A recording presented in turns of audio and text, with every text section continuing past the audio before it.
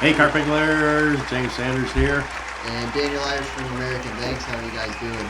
Wow, sorry for a little delay. It's always a delay. A whirlwind of new issues. That's the Wow, frustrating it's thing. like- It's never the same thing. Never going the wrong. same thing. Today's guest, here, let me go real quick. I'm going to share this to a couple pages real quick. Today's guest, Chad Harper. He's a local guy, like us from Indianapolis. I love that Indianapolis has a die-hard community of Carpers. Yes. I'm blessed. I didn't know how blessed I was, with the community when I first got into carp fishing, because I just kind of figured, everybody's got this around them. Everybody has carpers around them. But as it turns out, talking to people from Oklahoma, Kansas, Arizona, California, they really don't have a lot of carpers out there. Especially they don't have a lot of tackle shops, stuff like that. So it's really cool to see that we have a tight knit community of carpers here. Oh, yeah, absolutely. I had to redeem my password to this thing. And I got it. Okay, we're there. We're almost there. And so I'm going to share this here to a couple of group pages. All right. Yeah, you're absolutely right. Absolutely right. We are blessed, and because we do got a lot of carp anglers that lives here in Indianapolis, and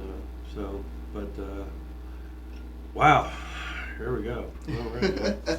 Little behind schedule, but we're getting there. Yes, we're going to go over for about 15 minutes over. Yep. 9. So, but real quick, how's your week? Pretty good. Just more of the same. Christmas stuff, getting ready for Thanksgiving, getting ready for the Christmas stuff. Noticing we got, a lot of cold weather here. A lot of the ponds and lakes are starting to freeze up. A little bit. Some of the shallower river sections are starting to get some ice. So, it's getting to be that time where you either go out and break some ice or you pack up your gear. So. Never pack up the gear. Yeah, that's not how I am. I never pack up the gear. So you definitely take a little break from the USA Carp guy now. There's a couple people interested in some of the December and January trips. Yeah. I'd love to get down there during December and January just to be able to fish. Just. Do they drain the lake down? Water level. It's probably low, way low, isn't it? Mm-hmm. Real low. Yeah, it just doesn't freeze though. So they're always. Just like winter fishing here before it freezes, if you can find them, you'll really get into them. Yeah, definitely. I guess my week went good. I had a good Thanksgiving. Real quick, I do want to give out a shout out to the Thorpe family. The hearts, my heart's with you guys in that family and the people here. That knew Kevin Tharp. We lost a great angler. He was a great mentor, and I'll see him one day. So, fishing on the bank one day. So, besides that, our next guest here soon is Chad Harper from Indianapolis, Indiana. Yeah, let's go ahead and bring him on. Let's bring him on. What's up, Chad? What's going on? How you doing, brother? How's it going? Yeah, can you hear us? Yeah, you guys good? Yeah. We hear you great. Great. Awesome, man. Thanks for having me. Yeah, so it's always something. You just say, we was just getting ready to start this show 10 minutes till 8, and you just said that power just went out in your area. So you got a lantern going on. Man. We're sitting in darkness, so well, candles lit and a lantern on for this one. That's right. So you're the first. So, but it happens. It happens. There ain't nothing wrong with that. Well, Chad, we knew each other for like a long time, even way back in the Hoosier Carper days. Oh yeah. But for some of the carp anglers out there from or different states, why don't you tell them a little bit about yourself and how long you've been carp fishing? Oh man, I'd probably say I've been carp angling 15 or so years, but man, I'm a wild water guy. Yeah. We get into the Pay Lake side here and there, but die hard wild water. Yeah. Yes, But the bigger the water, the better. But I heard you maybe mention some ice and some stuff, so nothing packed up there. We're getting ready to switch and head out and break some ice ourselves soon. Oh. Yeah, I feel you there, brother. Have you caught a carp out of the ice yet?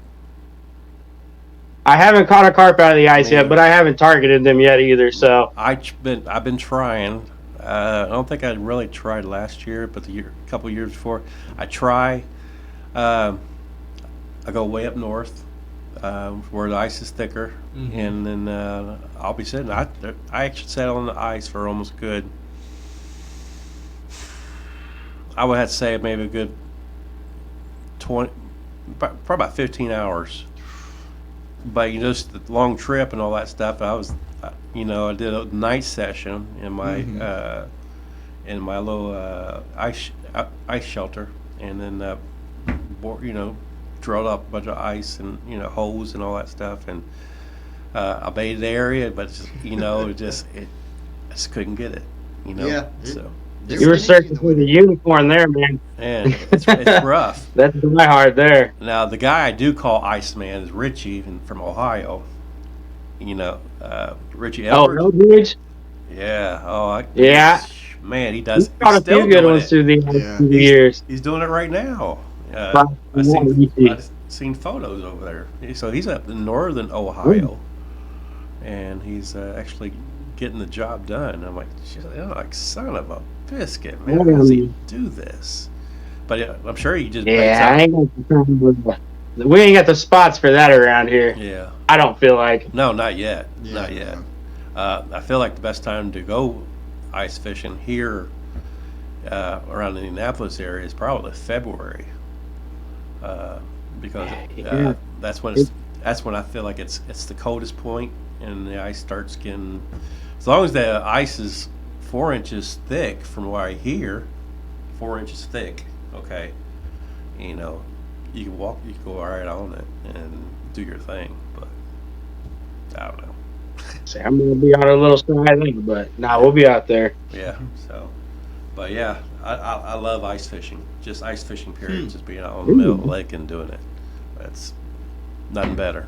I feel like That's it. But how you been doing? Besides your lights going out. Ah, man, good. Huh?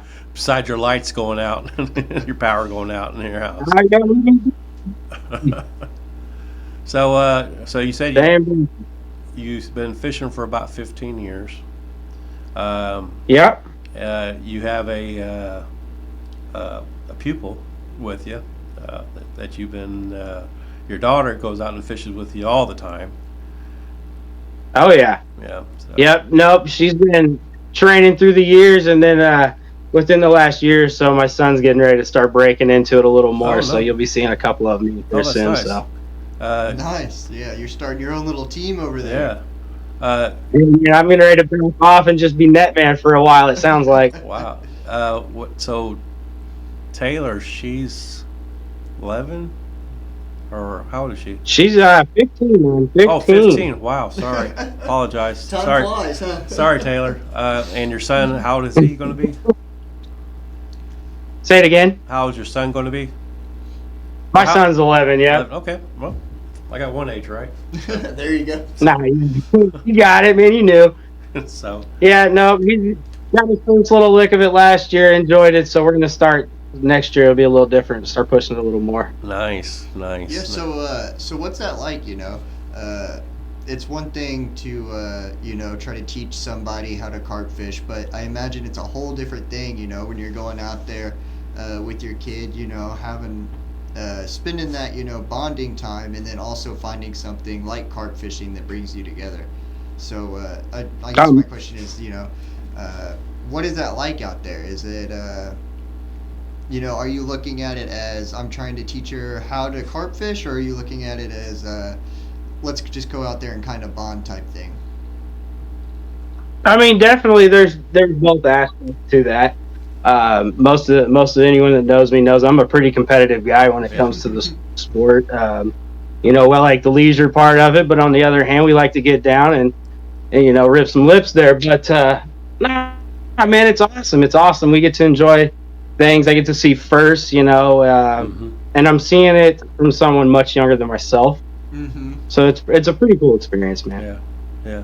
Oh, your daughter definitely kicks ass out there. She's we just had that fall carp classic, and Sometimes, yeah. and she was the first one. I think she was on. actually the first one to actually caught a carp in the tournament, and yeah, I believe she. Yeah, she got on her feet. They wouldn't fall. Yeah, and then you had these other anglers. They start producing fish, and I was getting after every one of them. I swear to God, I was getting after every one of these guys. I was like, "How's it feel to taking beating this girl? That she's struggling, got that fish on the bank, and here you just taking the title from her." I was upset. No, she's just competitive as they are about it. So it's cool, man. I dig it. Yeah. So that's kind of cool. I'm glad your son's getting into it now. I mean, he's going to be hot. Man, me too. It's easier to get out of the house that way. Yeah. Right. Yeah. Isn't it? So that's okay. Sweet. You remember back in the Hoosier Carper days when the tournament trail and all that? Man, I came in, I feel like, shortly to the end of that, but yeah, I remember it. Yeah, that's good times. I mean, you had all of the diehards back there, like the, Gilbert Hugsley, Marcia Burba, the Carpinator, Dale Anderson, and a lot of those old schools. Earl the Pearl, I'm not even sure if you remember Earl the Pearl. Can't say that I do, man. Yeah, he was a little bit of a mad scientist out there on lakes and rivers and all that kind of stuff. But I don't know. I don't even know what happened to him anymore. Yeah, but, sorry. No, you go ahead. You go. You said you got right into it kind of towards the end of the trail and everything there. How have you seen the wild water scene evolve kind of over the time that you've been in it? As far, like, in what aspect? Like, as in events or just, like, in general? Just its popularity. Just between the gear that you guys use, the tactics that you kind of have evolved from, general popularity, just kind of things like that, just an overall... So my opinion of it is I think its popularity's definitely picked up. Yeah. I see, as far as like rigging and things, I still see some of the resemblance of the original stuff. There's the basics, tried and true, that are never going to leave. And then there's a lot of things that some guys have brought to the table that, we've adopted here in Indy or, here in the States even, that has just changed our game completely in the wild. Some of these bait makers and, flavor manufacturers, and even as far as these rig manufacturers, their designs, and it's just... Oh, they're coming out. I think that's the biggest upgrade that I've seen personally in that aspect. Right. Yeah, I agree. I think people, especially with the ability to watch underwater films lately, companies being able to do that and to see how different rigs actually perform under the water. You actually get to see some different hookup ratios. Now, we can't really do that over here yet too much, but it kind of gives you a little bit of an idea of how the carp are acting around your rig. So I think, like you said, people experimenting with those rigs, and one of the things that you said that the hair rig, for instance, something that's always been there pretty much, that's still everybody's... Yep, 99%, that's what people are going to use, the hair rig. It's easy. Mm-hmm. That's real easy. They got these... What's that new one they came out that started being really popular? Not the Rodney rig. Man, they were just talking about it. Matter of fact, Lee, I know you're watching, Lee. You tell me, what was that? He's out there. Yeah, I see it right now. Lee, what was that one rig that you was just talking about not too long ago? spit it out, Lee. I know you're there. What she's gonna say here in a minute. One of But the yeah, man. Shout out on the hook. No, that's not it. The water carper. That's last one. one of the rigs that I've seen Lee use that I would like to try is that Withy pull rig. That's it. That's the rig. That's the one. Yeah, the Withy pull rig. Yeah, that's the one I'm talking about. Yeah, it's a very interesting rig. Yeah. He says the carp, they don't. It's a way of hooking them that they've never been hooked before, and it's very unnatural to them. So they kind of don't really understand what to do when they first get hooked. So that's kind of interesting to me. I'd like to see some underwater footage. Sounds interesting. Yeah. Yeah. Yes, Lee. That's it. Give you a thumbs up. Good job. Okay. He's sitting back there going, "Yeah, Oh, yes, mate." he's already talking about you a lot already. Oh, I'm sure. I don't know if you can see it or if I can see it, but I'm sure it's out there. Oh yeah, yeah. Watch. Go through the Facebook. Watch. You'll see him. Yeah. He's talking smack. No. But Is he? no. It's a- No, he gets right to it, though. It's all right. He's praising you. He's praising you. So Nah, man, but I really do. I think the rig game is like it's it. You Yeah. know, it's anybody can throw the line in the water, but it's these rigs that are doing the work. I believe so. Yeah. That's the biggest thing to me, and I think that's going to be the biggest thing going forward. Is just fine tuning those things. Right. I heard you mention Ronnie rig, and I'm a big fan of that one. Yeah, the Rodney So- rig. I'm a hair rig and a Ronnie rig. I pretty much stick to those two. Yeah. What's when you approach a new swim or something or swim? What's the first thing you actually look for when you come to the swim?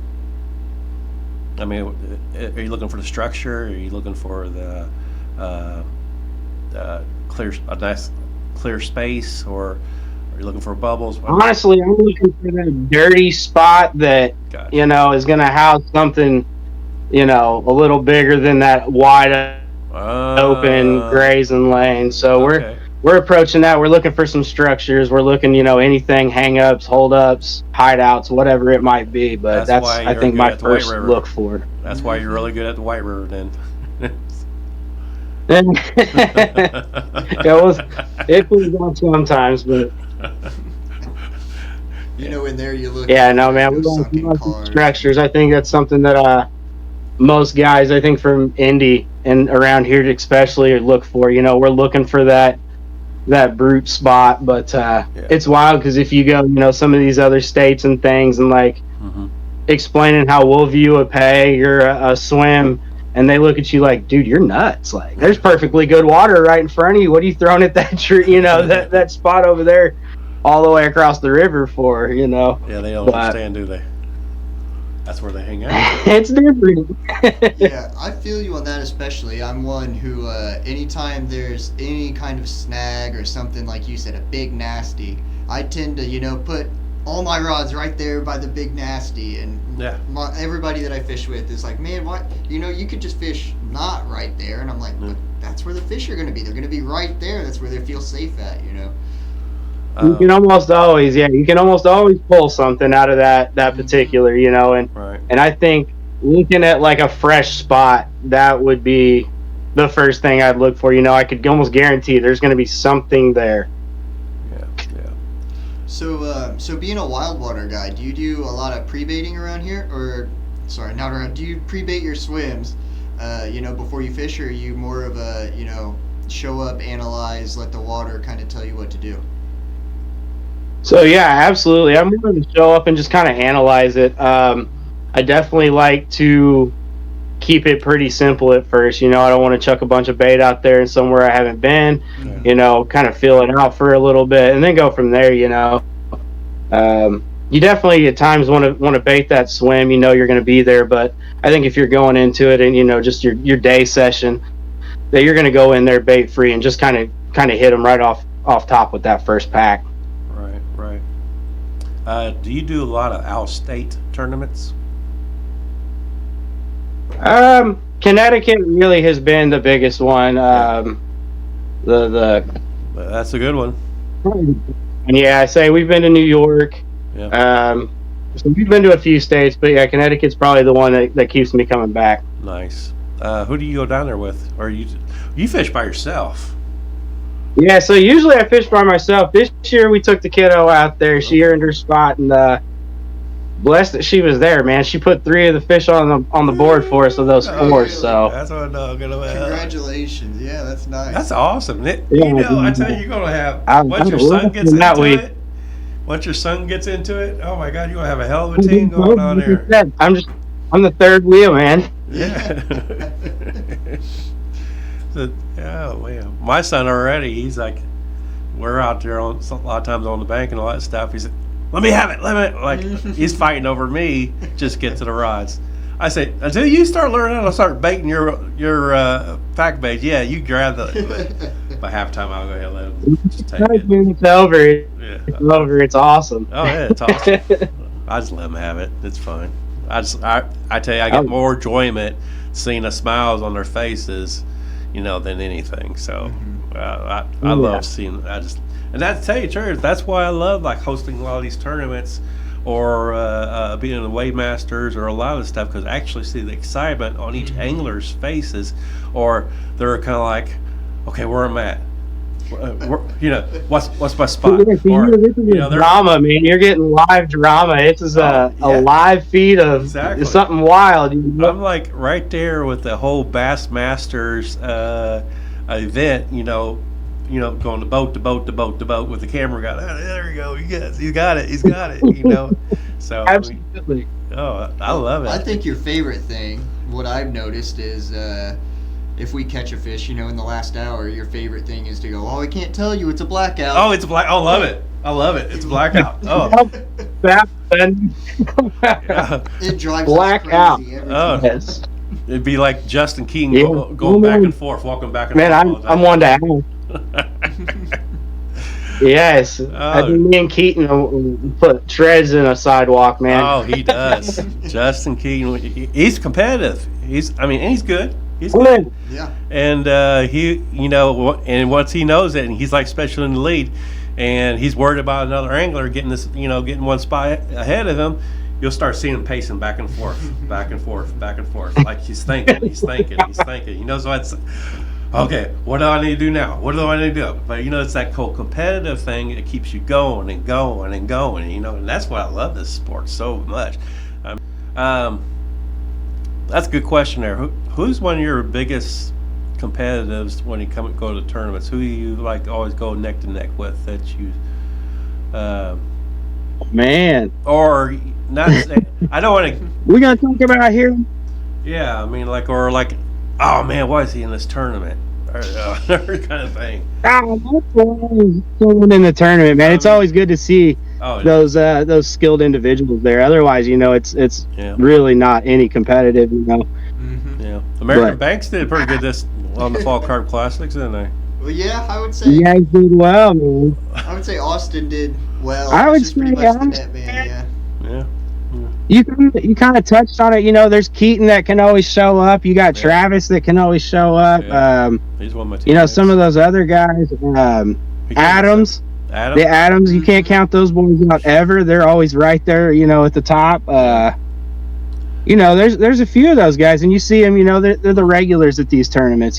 So it's always nice to see them, and it's always like, you're in for it. You gotta dig a little bit. I remember when we had the tournaments going on, it's back in the Hoosier Carper days, and Jim was hosting a lot of these tournaments during the tournament trail. Man, I tell you, he knew how to put on a show. You actually had tournaments. You had anglers from different parts of the states actually come to these tournaments. That the Hoosier Carpers. You had the Bosnians from Kentucky. You had a lot of the Chicago boys. They came over here from Illinois, come over to our state. Once in a while, you'll probably get some of the Ohio boys. They'll come over here.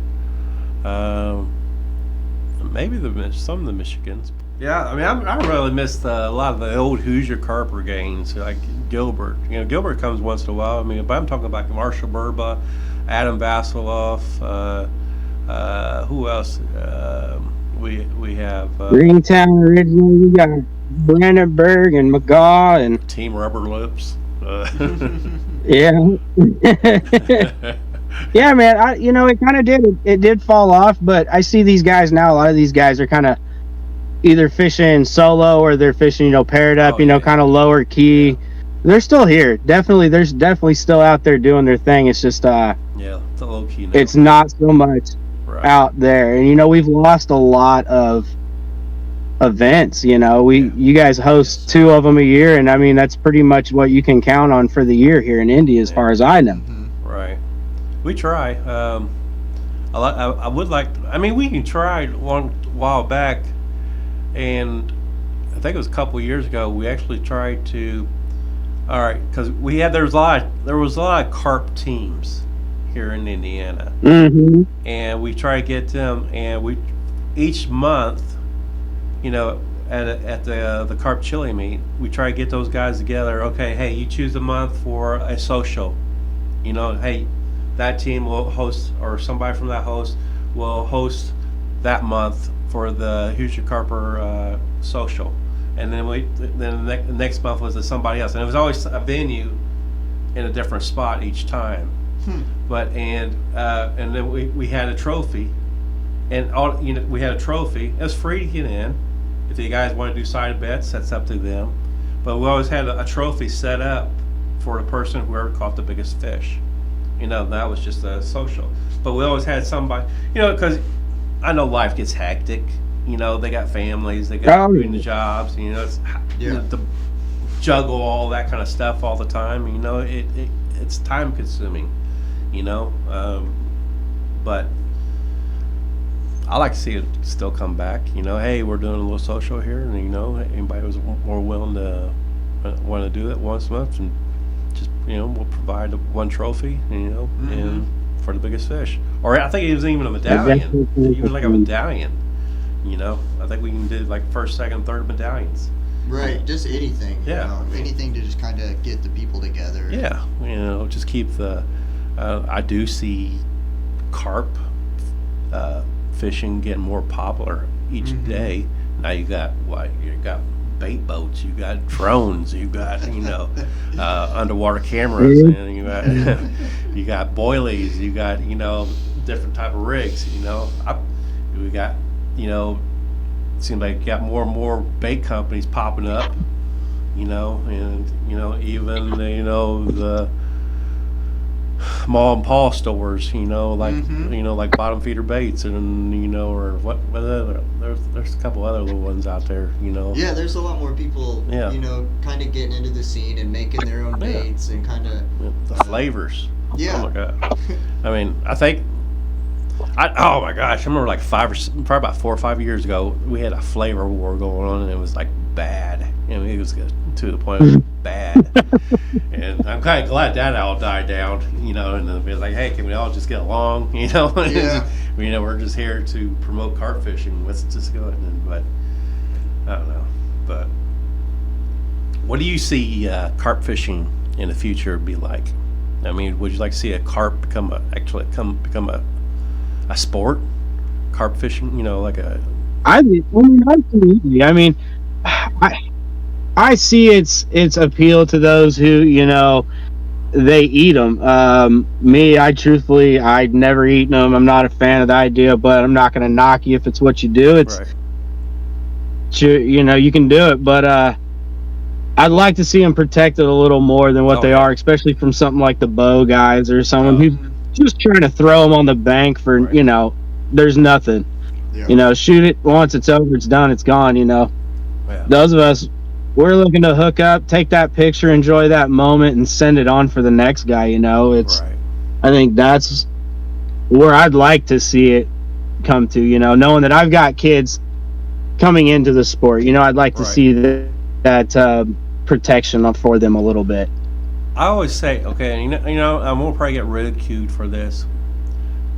I don't see anything bad about bow fishing, but shoot what you eat, and what I mean. If you're gonna eat it, that's fine. Sure, absolutely. And I think maybe I But didn't don't touch just- that. yeah. But yeah, no, if You know, you're out there, you know, just killing it. It's doing the stupid. sport the way it's supposed to be done, you're not loading a boat full of 100 commons and throwing them on the bank as a ha-ha, you got a know. big old dumpster full of.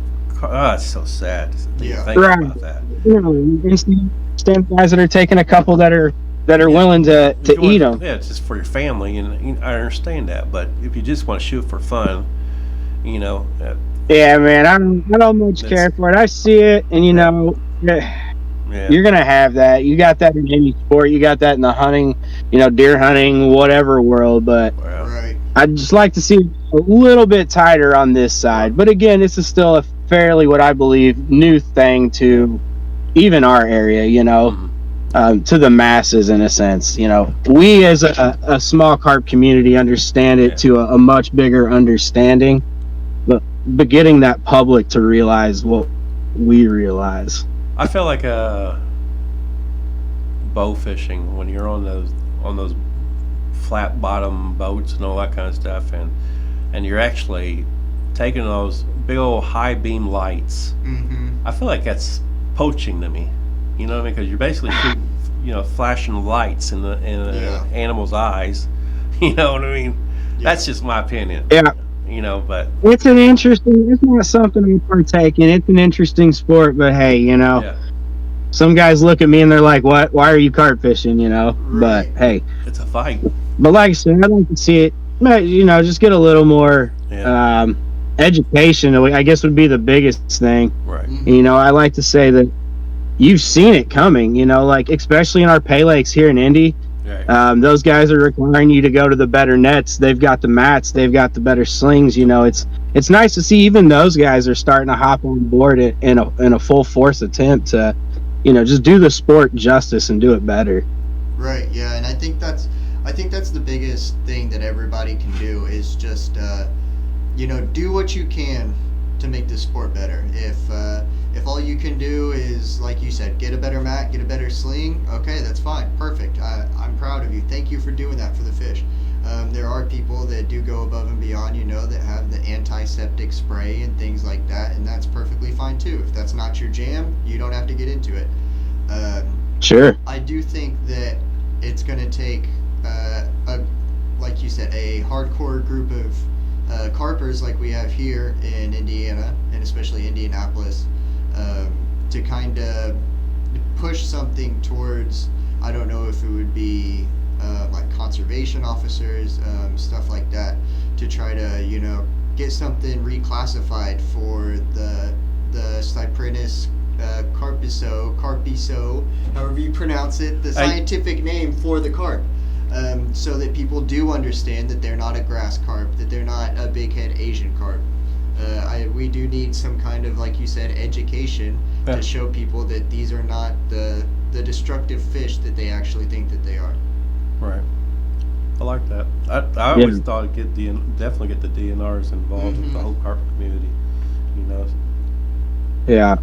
And being Wildwater, we've actually, you know, Austin and I ran into a couple DNR officers that they, me too. you know, they come up and talk to us. We have our bivvy up and everything, and they're like, "Oh, you guys are carp fishing?" How many of them ask you, "What do you got going on here?" Like they have no clue what in the world they're seeing. I had a couple. It's a lot of the older guys are kind of, you know, just kind of bewildered and they don't really know what's going on. But some of the younger guys that we've run into lately, they come up to us and they say, "Oh, you guys carp fishing?" And then they kind of know a little bit And that's about it. good to hear. Is that what they say to you? Mm-hmm. Yeah, They ask always it. just tell me turn around, you know, turn around, put your And hands the up first or thing I whatever. get is, "What is all of this?" And they're just that look Get on of your like, knees, sir. "Wow." Like, Yeah. oh no, man. Yeah, the younger guys though, they seem to start. You know, they ask us, "You guys carp fishing?" We're like, "Yeah, man, it's nice to, you know, see that somebody actually understands what we're doing, especially somebody that has power like they do." Yeah. Because, you know, they could say, "Oh, I don't. You're carp fishing? Why do you have a tent? Why do you have all this stuff? That's a Get out of here." biggie. Well, I did have a DNR. Matter of fact, me and Ricky and Jeremy Burdine were all fishing off of Wyver up north, and I had a DNR come down. First, he asked for my license. I said, "Well, there you go." And then I had a run, and then he's like, "Hey, can I net it for you?" I'm like, "Yeah, go for it, bro." So actually, I had a DNR guy, officer, that netted my fish. So There we go. Yeah, that's what we need. and it's kind of cool. Like, I mean, that's the start of it. Yeah, I mean, just some kind of it's going to start there with those guys. absolutely. Just seeing that they're starting to recognize the sport as the sport. Right. So good deal. Oh yeah, absolutely. Yeah.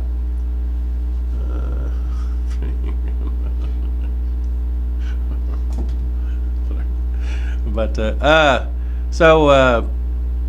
okay. Is there a particular flavor you like to use when you go out carp fishing, or your number one flavor? Hey, I gotta have this in my bag. It's got to be in my bait. Or is this the secret that you don't want the world to know? Or just lie to us. Or you could just Most lie. of the guys that know me, there's one flavor that I just don't leave without. It's a dark. I'm not gonna name it exactly, but I don't leave home without it. It's always with us. Okay. I like that.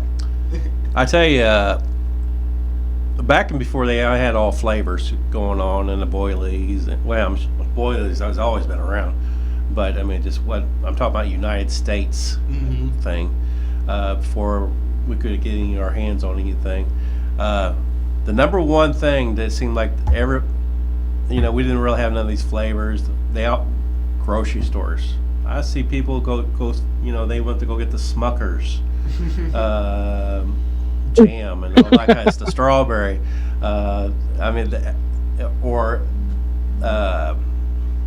McCormick's flavor. McCormick's flavor. Yeah, anus. I'm like, Anus. I'm like, what the heck's anus, man? What's this flavor? I didn't know what it was. I'm like, I'm going to the Kroger store, and it's only one of these checkout people. Hey, you seen the anus? And they're looking at me. I said, "What kind of flavor around the anus?" This one carp angler said, "Go get the anus," and of course, it's like a grape. Is it a grape flavor? I'm not sure. No. What is that? Vanilla? No. What is it? No, I want to say, if I'm right, isn't it like a black licorice almost? Yes. Yes. You're absolutely right. Yes. You're absolutely right. It is a black licorice. I heard you mention strawberry, and I'd say that anybody that's trying to get out there, I don't think you can go wrong with strawberry. Strawberry is a very popular. Very popular.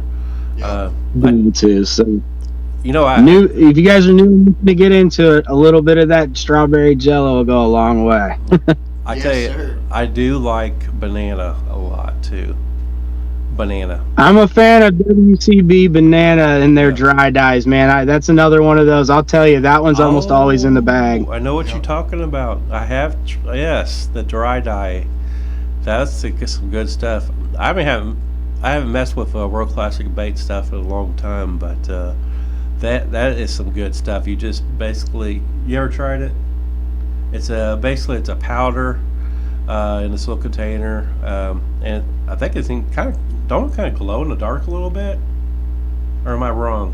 So the powder, obviously it's a dry powder, and you just dip your hook bait up in that, and it hits the water. It'll kind of create this smoke or this cloud. Okay. Kind of like a lava lamp. And it works. Like a lava lamp. Yeah, it works.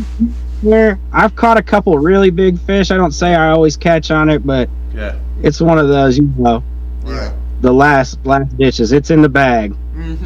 Yeah, I feel you. I have all kinds of goos and stuff, so I feel you. Goos, yeah. Yep, add a little extra attractant to the hook bait. I tell you, Brian Ben, he kind of hit one on the nail for me. When I first started carp fishing, hot dogs. Hot dogs was it. A little piece of hot dog on a number 2 hook. Oh wow. Oh, that's before I even knew anything about hair rigs, and I was going for catfish and carp together, and it did it. Little piece of hot dog on a number 2 hook. Oh my God! It's like, and then do you remember Bait Runner? Bait runner? Not the real, but I'm talking about the nickname guy, bait runner. No, he's an old school Hoosier Carper. He moved to Florida, but anyway. Matter of fact, he's the one kind of actually got me into carp fishing, and when I started running carp tournaments and catfish tournaments at Westlake, and he came to one of my tournaments, and we just started talking. And I said, "Man, you sure come to some of these little Hoosier Carper tournament trials?" I was like, "Okay, I'll try it out." And he looked at my rig and my hot dog on the number 2 hook. Is you catch carp with that? Because he's used to this number, 6 or 8 hair rig hooks, and I'm like using this big giant, anchor. Right. It's what the hell are you gonna catch with that? But so Hey. yeah, but yeah, hot dogs. That was my thing. It all starts somewhere. Yeah, start somewhere. Definitely start somewhere. Oh my gosh, what else was there that I thought was? Man, I had some kick-ass questions, and I just got a brain fart because I'm talking about hot dogs. Right, started thinking about hot dogs. Yeah. So, what is oh boy. What do you got? What do you got? What do you got? I was listening to you. Stop listening to me, man. Okay. Speaking of hooks, what size hooks do you use? Now I remember. Oh. But go on. James, you better go and get that out before you forget. Yeah, right. Okay. What do you for anglers that's just starting out? What kind of advice would you give a young carp angler that's starting out? Thank you. Man, go out and have fun. Yeah, Don't get discouraged when you're not hitting. yeah. Talk to these guys that you see out here on these banks. I don't think there's anybody that I know that fishes, in this community that won't help the next guy out, or teach someone. So if they're listening, if they're watching, talk to those guys you see, and just enjoy it. You'll figure it out. Everyone figures this sport out in their own way, their own little thought about it. There's no one way, there's no right way. Right. So I guess just the thing I tell the kid is go out there and enjoy it. We're competitive, yes, but on the other hand, at the end of the day, it's just fishing. Just fishing. Right. That's it. Yeah, if you're not having fun with something, then why are you doing it? It's kind of, what we It always gets ask ourselves. real ugly real quick, and I think every one of us have felt that feeling of just upset at it, and it sucks. So go out, enjoy it, have fun, it's all about that. What would you? Now I know a lot of the younger, an angler is starting out. What would be a good starter bait to tell an angler, hey, to fix that real quick? Man, you can't go wrong with oats and corn. Oats and corn, exactly. Simple as that. Throw a little panko throw in some it too. oats and corn and Panko. hit it. I like panko. I eat panko, yeah. Yeah, panko's. But how many people can you say the word panko to, and they're like, "Oh, okay, yeah, I got that." Right. If you're talking that Luke and catfish and carp guy, he calls it panko. Mm-hmm. It's funny. So I don't know. But yeah. You is there anything you were want to talk about or give a shout out to anything? We're almost coming towards the end of our show now. No, I'm not a big shouting guy, but Yeah, go ahead. there'll be some news Shout on it out, bro. the horizon. There's some cool things coming up for myself, my daughter. Yeah. Sounds like there might be some cool things on the horizon. Get my son into it too. So look out. Next year it should be a little more interesting on the banks. Nice. But I guess the one thing I'd like to say while I got most of these guys that are around our event is thank you guys for looking out for the kiddos, taking care of them and helping them kind of progress the way we're looking to progress in this sport. Absolutely. So I know a lot of these guys have given raffle tickets or things like alarms, Benton hooking her up with alarms, and Jimmy Sneed getting her a pod. So Yeah. That's awesome. Things like that are definitely appreciated, and it's what's going to keep our sport moving forward. So thank you. Oh yeah, and that too.